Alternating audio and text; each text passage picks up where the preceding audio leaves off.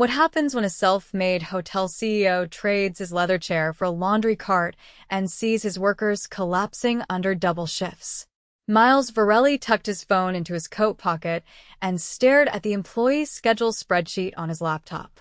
17 hotels across 4 states, each one branded with the boutique charm that made his chain popular. Built from scratch over the past 12 years, it was his pride. But lately, something felt off. Guest reviews were slipping, especially in one location, the Charleston Hotel. Complaints about room cleanliness, late check-ins, laundry delays. He had asked for answers, but the district manager gave him vague excuses, staffing fluctuations, seasonal pressure. He didn't buy it. "Let's see what's really going on," Miles muttered under his breath. He called his assistant and told her to clear his week. Then he dyed his salt and pepper beard fully gray, added crow's feet with makeup, and wore a bulky janitor's uniform. A pair of thick glasses and a new name, George, completed the look. He'd be joining as a laundry trainee through a temp agency. With 500 employees across the company and no photos of him in the staff-facing systems, it wasn't hard to stay invisible. He arrived at the Charleston Hotel on a rainy Tuesday morning. The lobby still looked polished marble tile, soft jazz playing, but something about the front desk staff said they were running on fumes. Miles was sent straight to the basement laundry room, where heat and humidity hit him like a wall. A tall, wiry woman handed him a pair of gloves. "You the new guy? Temp?" she asked, not smiling. "Yeah." "George," he said, adjusting his glasses. "Zara." "I'll train you. Try to keep up, we're behind already," she said, already turning back to the folding table. The room was industrial and hot. Carts of bundled sheets and towels lined the walls, and 2 large washers were running non-stop. There were only 3 people working. The place needed at least double that to keep up. Zara moved fast, flipping sheets open, folding with military precision. She had sweat dripping down her temple, but never slowed. Miles did his best to follow, but it was brutal. Within an hour, his shirt was soaked. The machines were loud, the air sticky. He looked around and saw a younger guy, maybe 19, nodding off while folding pillowcases in the corner. "Hey, you okay?" Miles asked him. The kid blinked hard. Yeah. "Just. I've been here since 6 last night. I'm good." Miles froze. "You worked overnight?" The kid nodded, rubbing his eyes. "Double shift. Manager said if I didn't stay, I'd lose hours next week. I need the hours." Miles didn't say anything. He just stared at the kid, trying to process it. Zara must have seen his face. "Welcome to the basement," she muttered. "No one up top gives a damn what happens down here." He followed her to the dryers, where she loaded towels in silence. "How long have you been working here?" he asked. 5 years, she said. "I used to like it. Good place. But ever since Mr. Varelli stopped visiting, it's been downhill. New manager only cares about numbers. We lost 4 people last month. No one replaces them. So we do doubles. Or we get yelled at." Miles's chest tightened. "Doesn't anyone complain?" She barked a laugh. "To who?" "District manager doesn't return calls." "And our manager, Carla?" "She threatens to cut your hours if you speak up. Management thinks we're invisible."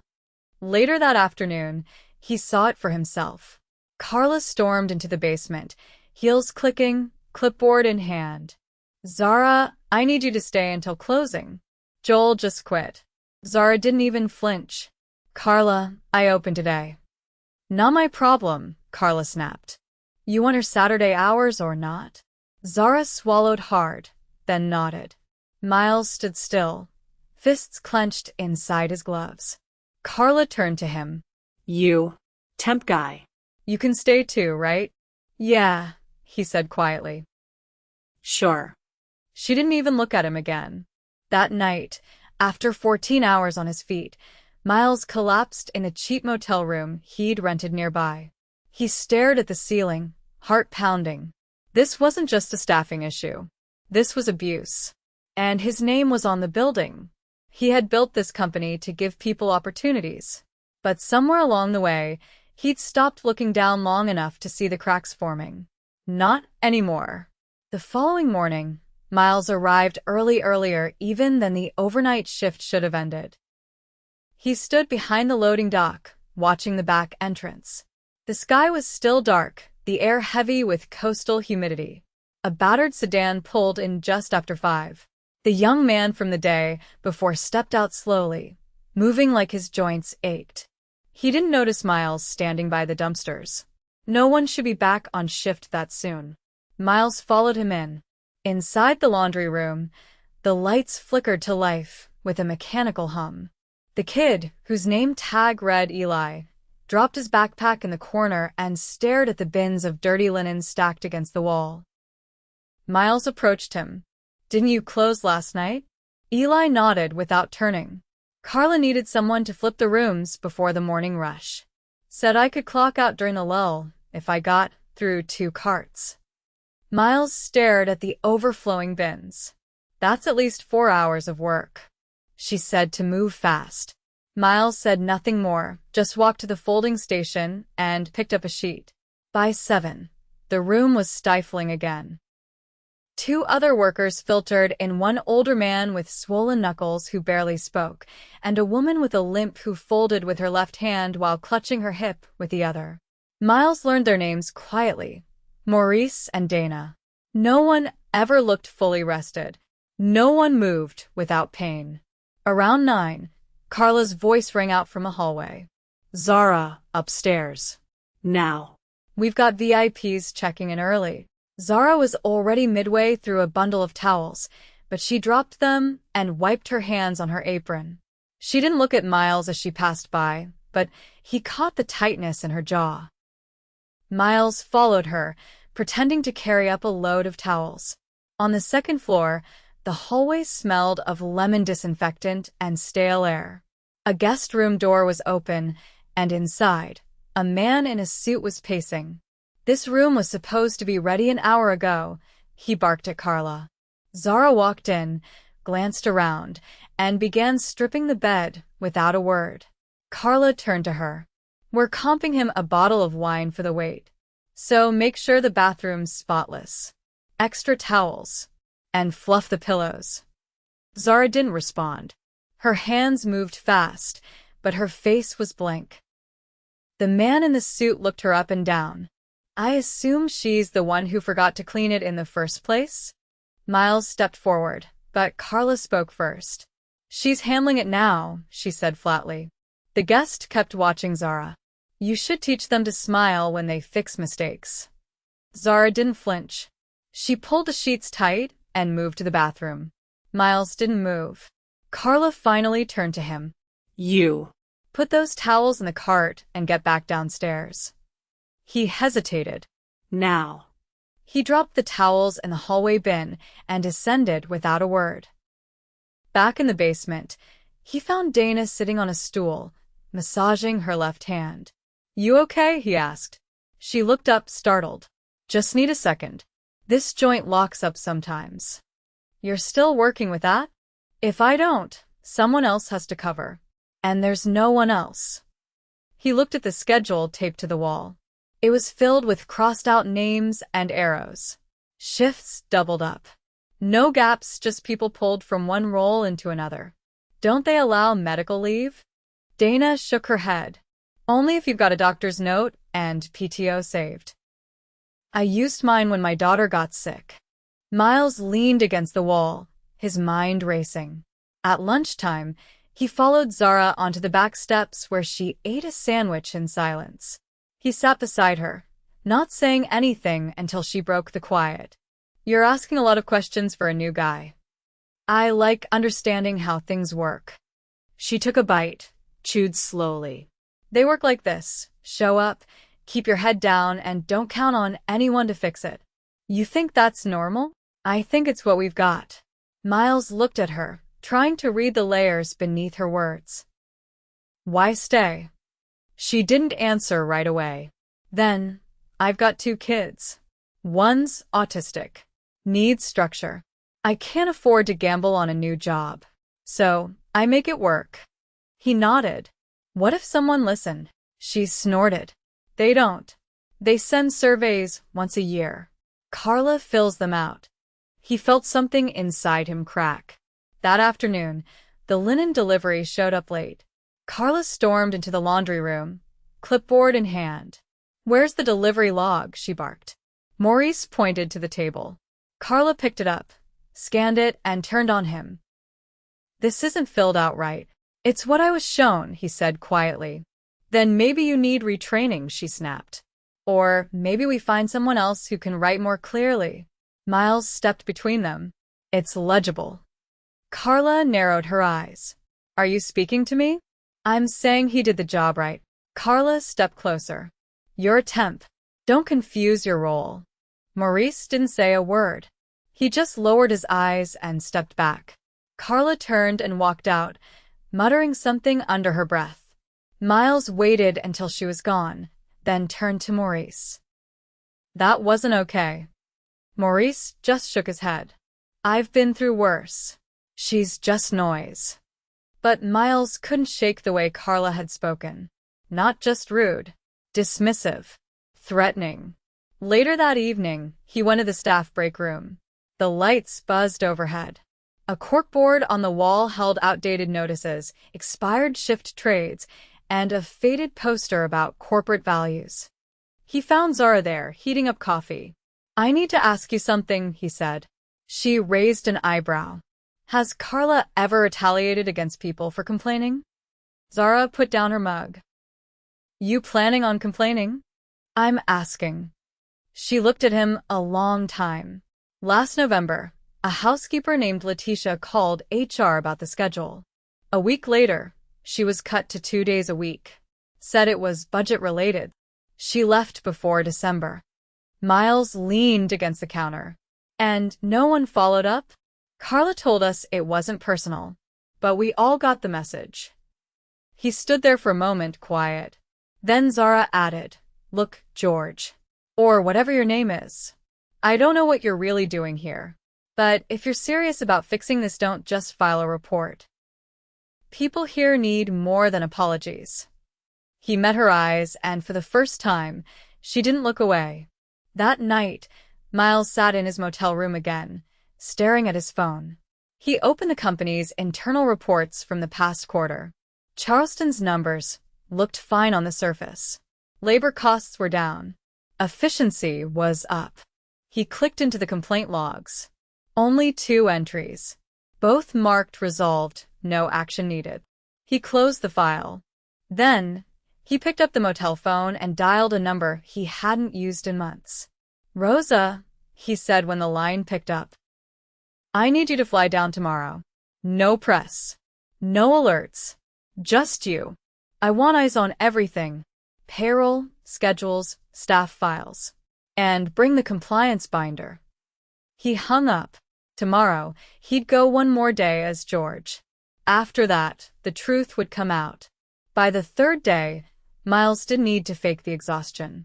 His back ached, his hands were raw from folding damp linens, and his patience was threadbare. He'd seen enough to know the problem wasn't isolated, but systemic. Still, he held off on revealing himself. Rosa, his head of operations, was landing that afternoon. He needed one final piece. To watch Carla manage under pressure, not just bark orders, but make decisions with no idea who was watching. At 6:30 in the morning, he arrived early again and slipped into the loading corridor. Inside, Zara was already rolling a cart toward the service elevator, her hair pulled into a tight bun, shoulders hunched like she was bracing for something. VIP suite flooded, she said when she saw him. Pipe burst overnight. Carla's already snapping. The elevator dinged. Miles helped her load the cart without speaking. On the 3rd floor, they stepped into chaos. Soaked carpets, a maintenance tech on his knees with a wet back, and Carla pacing while jabbing her finger at housekeeping staff. Where is the extra linen? She snapped. I told you 20 minutes ago. No one brought the 2nd cart up yet, said a housekeeper. Then why am I the only one solving this? Carla's voice rose. How hard is it to follow a simple directive? Zara kept walking, head down. Miles followed. In the hallway, he caught up to her. She always like this when something goes wrong? Zara didn't look at him. Worse.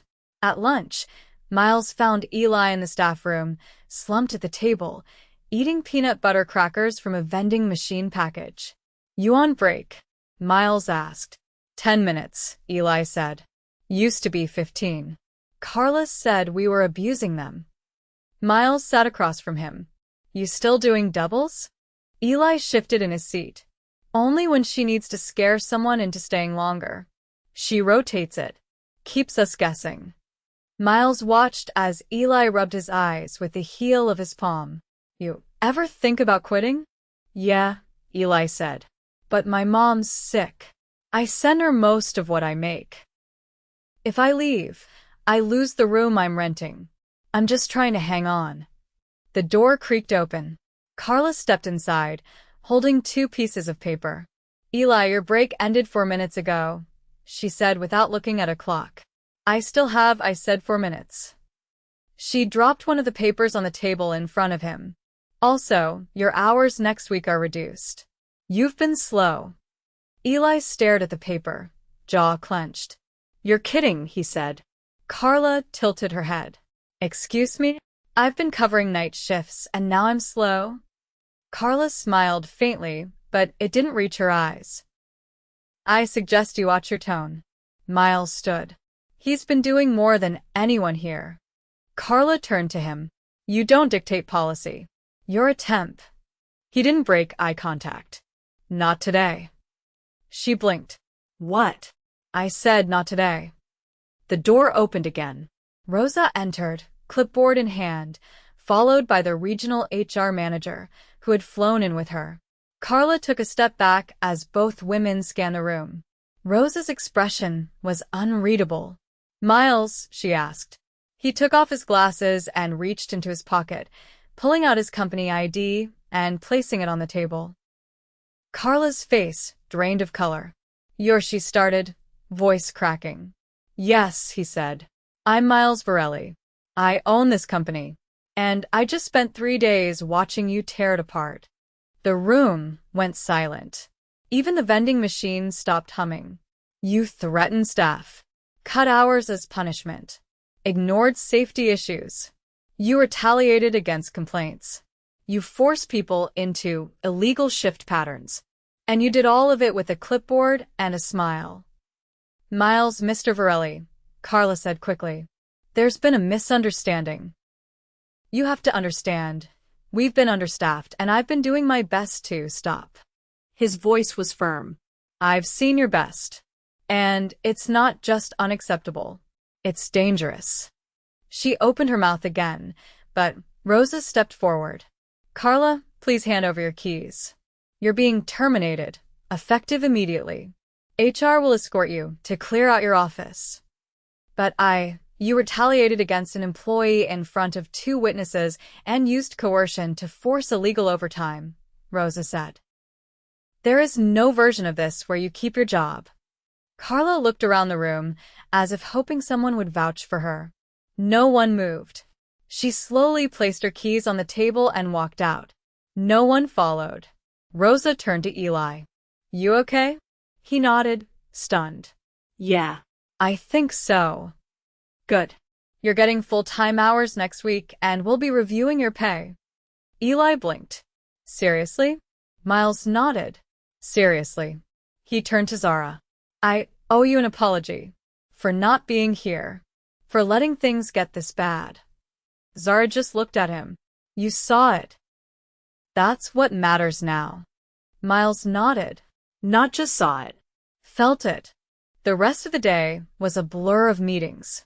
Rosa interviewed every staff member one by one. The regional HR rep began a full audit of the schedule records. Miles sat with Maurice and Dana and personally asked about their needs. Maurice requested better gloves and a stool with back support. Dana asked for a modified schedule so she could rest her joints between heavy days. Both requests were granted on the spot. In the afternoon, Miles addressed the entire staff in the break room. Over 20 employees stood or leaned against walls. I built this company to give people dignity through work, he said, not to grind them down in the name of efficiency. What I saw here was a betrayal of everything we stand for. That ends now. He listed the changes. A new manager would be hired immediately, interim leadership would be handled by Rosa and a senior team from headquarters. Back pay would be issued for all unauthorized overtime. Anonymous reporting channels would be reinstated. And each employee would have a private meeting with HR to review their hours, pay, and any concerns. When he finished, no one clapped, but several nodded quietly. That was enough. After the meeting, Zara approached him. "You're not like I thought." "I didn't used to be," he said. "I got comfortable. Trusted numbers more than people." She nodded. "Easy to do when you're not the one folding." He smiled. "Not anymore. From now on, I start every quarter with a site visit. No warning. No suits. Just me and a shift." She folded her arms, considering. "Keep your gloves, then." "You'll need them." That night, he stood outside the hotel, watching the last of the staff head home. The sky had turned a pale orange, the air still warm. Rosa joined him, flipping through a folder. "Payroll's a mess," she said. "We'll fix it." "We will," he said. "But not from a boardroom." She looked at him. "You're really going to keep doing this?" He nodded. "One hotel at a time." Rosa closed the folder. "Then I'll start packing sneakers instead of heels." He didn't laugh. Just watched the lights in the windows flicker on, one by one. For the first time in months, he didn't feel distant from the company he built. He felt rooted, grounded, connected. By the end of the week, word had spread through the Charleston hotel like a tide rolling in. Staff whispered in hallways, glanced over their shoulders during shifts. Some were cautious, others hopeful, but all of them were waiting to see if the change would last past the headlines. Miles arrived just after dawn again, this time in his regular clothes, plain button-down, sleeves rolled, no tie. He didn't go to the executive office. Instead, he stepped into the loading dock, greeted the morning crew, and rolled a cart down to the laundry room. Inside, the machines were already running. Dana was folding carefully at a slower pace than usual, a cushioned mat now under her feet. Maurice was seated on a new stool with lumbar support, sorting towels into bins. He looked up when Miles entered, gave a small nod without breaking pace. "You're back early," Maurice said. "I said I would be," Miles replied, lifting a stack of clean sheets onto the rack. "Did the new gloves help? They don't bite into the fingers like the old ones. I can finish a shift without my hands locking up." Miles reached for a towel, folded it in silence, then spoke again. "I'm not here to check up on anyone. I'm here to understand how we hold the line every day." Maurice didn't answer right away. When he did, his voice was low and even. "Then keep folding. That's how you'll learn it." Upstairs, Rosa was in the middle of interviews with candidates for the general manager position. In the meantime, she and a trusted interim manager from another location were handling the day-to-day decisions. Rosa made one thing clear at every meeting: no one would be promoted from within unless their record was spotless and their references verified. Carla's replacement would not be a quick patch, but a measured, permanent fix. Zara met Miles in the service hallway just before lunch. She was running the room inspection list for the afternoon, clipboard under one arm, her other hand holding a water bottle. "You've got a second?" she asked. He nodded and followed her to the staff break room. "I've been thinking," she said, sitting across from him. "You said you wanted to change things, not just here. You meant the whole company." "I did." "Then you'll need more than audits and site visits. You'll need people who know the ground. People who won't filter the truth." "I agree." She leaned forward, elbows on the table. "Then let me show you what's missing. Not just the problem solutions. Rotating schedules that don't burn people out. Cross-training that actually works. Incentives that mean something. Miles studied her closely. You want to help redesign the system? I want to fix the cracks before someone else falls through. He nodded. Then you'll work with Rosa directly. Starting next week, you're on temporary assignment as operations liaison. We'll backfill your floor duties while you consult. She blinked, then exhaled slowly. That wasn't what I expected. You earned it by staying when it was easier to walk out. I respect that. She stood up. Then let's get to work. By late afternoon, the new schedule rollout had begun. No more doubles without approval. All employees would receive their shifts 2 weeks in advance. Overtime would be tracked digitally and reviewed weekly by corporate. A rotating rest day was added to every full-time schedule, low-impact work only, no heavy lifting. Eli was assigned a mentor from the front desk team and given time each week to shadow and guest services, a step toward the role he'd quietly wanted but never voiced. When Miles found him in the hallway near the elevators, the kid looked unsure. You're not just doing this to make a point, are you? Eli asked. I'm doing it because you've already proven you can handle pressure. Now I want to see what you can do when you're supported. Eli nodded once, slowly. I'll show you. You already did. Meanwhile, Rosa moved quietly through the building, clipboard in hand, listening more than she spoke. She met with the housekeeping crew, the kitchen staff, even the night janitor. Every concern was logged, every suggestion recorded. The interim general manager, a calm woman named Tasha, brought immediate structure. She ran daily huddles, redistributed responsibilities based on actual workload, and shut down any behavior that hinted at favoritism or intimidation.